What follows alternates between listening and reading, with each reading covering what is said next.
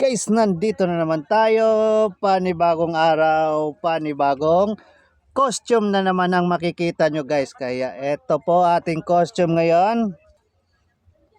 Ayan, kid size po ito guys. Costume natin na ipapakita ko sa inyo, kid size.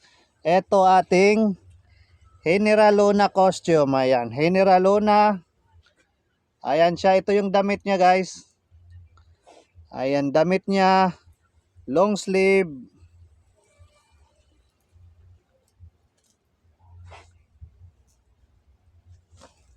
Ito naman po yung pants niya. Ayan, ito yung pambaba. Garterize po yung pambaba, garterize. Ayan siya. Ito yung pants niya. General Luna costume, ito siya. Kid size. Ito naman po yung sash niya. Ayan, may sash po yan.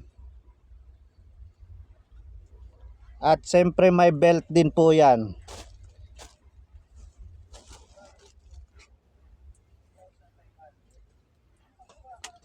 Ayan, ito yung belt niya guys. Belt ni General Luna. At siyempre hindi mawawala itong sombrero niya guys. Ayan, ito yung sombrero ni General Luna. Ayan siya. Set na to siya guys, set na kid size po, set na may sizes po ito. May sizes extra small, small, medium, large, XL, 2XL.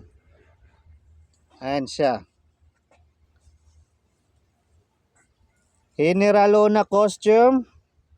Sa mga naghahanap po dyan ng ganitong costume para sa mga junakis nyo, eto ating General Luna costume. Pangbuwan ng wika. Ayan, sa mga naghahanap po ng costume para sa mga junakis, eto na siya.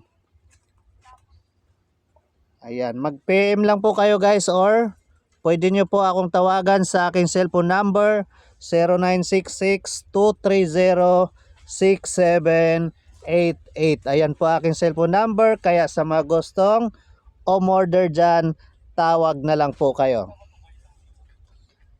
Ayan po ating General Luna costume.